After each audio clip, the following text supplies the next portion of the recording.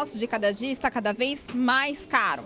O quilo do pãozinho francês passou de R$ 6,00 para R$ 7,90, um aumento de mais de 15%. E os donos das padarias dizem que não conseguem mais bancar o custo da farinha de trigo. A queda dos estoques mundiais pode encarecer ainda mais o pão francês. A queda nos estoques mundiais de trigo e o aumento nas taxas para importar o grão está deixando e vão deixar o pãozinho francês mais caro para os brasileiros.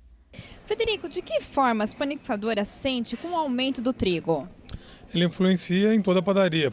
Basicamente, nosso produto, nossa matéria-prima é farinha.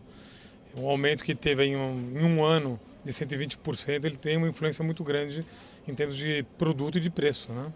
É inevitável passar esse aumento para o consumidor? Olha, a gente está segurando o máximo que a gente pôde. Na verdade, a gente tem condições de segurar.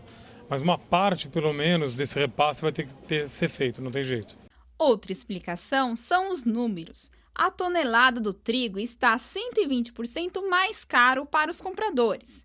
No mês passado, chegou a $455.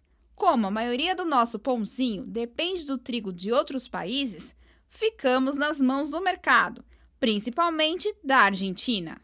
As indústrias de processamento de trigo e seus produtos derivados, representados pelas principais entidades do setor, defendem medidas para amenizar a maior crise de oferta dos últimos 40 anos.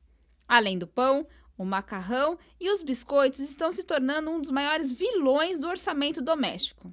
Para o presidente do Conselho da Associação Brasileira da Indústria de Trigo, Abitrigo, que representa os produtores de trigo, Luiz Martins, afirmou que o setor já solicitou junto ao governo medidas provisórias para superar a crise. A primeira medida seria realmente a retirada da TEC, que é a tarifa externa comum, para a importação de países extra-Mercosul, da importação de trigo. Tirar 10% desse imposto.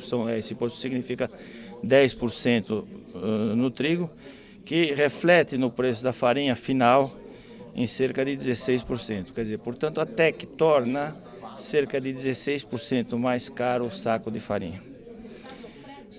A outra medida seria o adicional de frete para a recuperação da marinha mercante. Esse adicional de frete incide sobre todos os fretes extra-Mercosul. Finalmente, mais 2 pontos ainda, um outro ponto seria a inclusão da cadeia trigo na reforma tributária. A pergunta é por que a farinha de mandioca, ou a farinha de milho e outros produtos alimentícios não tem PIS/COFINS e o trigo tem PIS/COFINS, a cadeia trigo toda. E, finalmente, alguns estados do Nordeste, onde a arrecadação é baseada muito no trigo, né? A farinha de trigo, e que chegam a ter ICMS da ordem de 36% sobre a farinha e seus derivados. Eu acho que, como o preço do trigo dobrou, esse imposto poderia pelo menos cair para a metade, que a arrecadação continuaria nos mesmos níveis, né? O Brasil planta 3 milhões de toneladas de trigo, mas consome 10. E hoje é um dos maiores importadores do produto.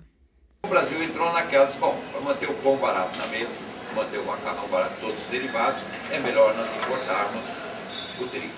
E aí você desestimulou a produção interna. Embora internamente a produtividade do Brasil cresceu muito de lá para cá. A grande limitação que estamos encontrando no momento é falta de sementes, porque não estava se preparado para um grande aumento. Mas deve aumentar a produção de trigo em mais de 20% para essa próxima safra, se o clima, evidentemente, se mantiver favorável, o que é um crescimento extraordinário, pensando de um ano para outro, porque ele já cresceu muito sobre o ano anterior.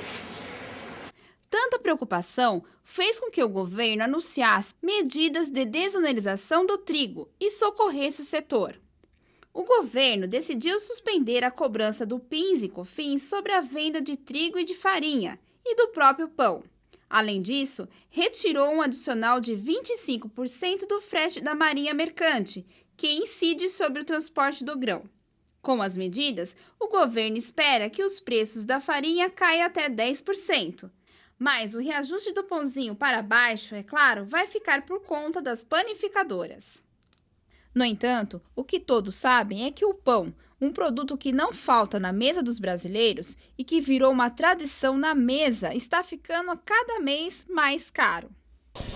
Pesa de uma forma ruim, porque a gente tem visto que o salário mínimo tem poucos ajustes e para quem recebe esse tipo de rendimento fica difícil de acompanhar, né, a alta do produto, né, principalmente do pãozinho, que é um produto mais consumido pela população de um modo geral, né?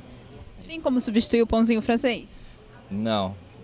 Se você fizer uma pesquisa, 95% das pessoas todo dia de manhã tomam um pãozinho com café, com manteiga, então é difícil, é muito difícil de substituir. De que forma o aumento do pãozinho afeta diretamente o consumidor brasileiro?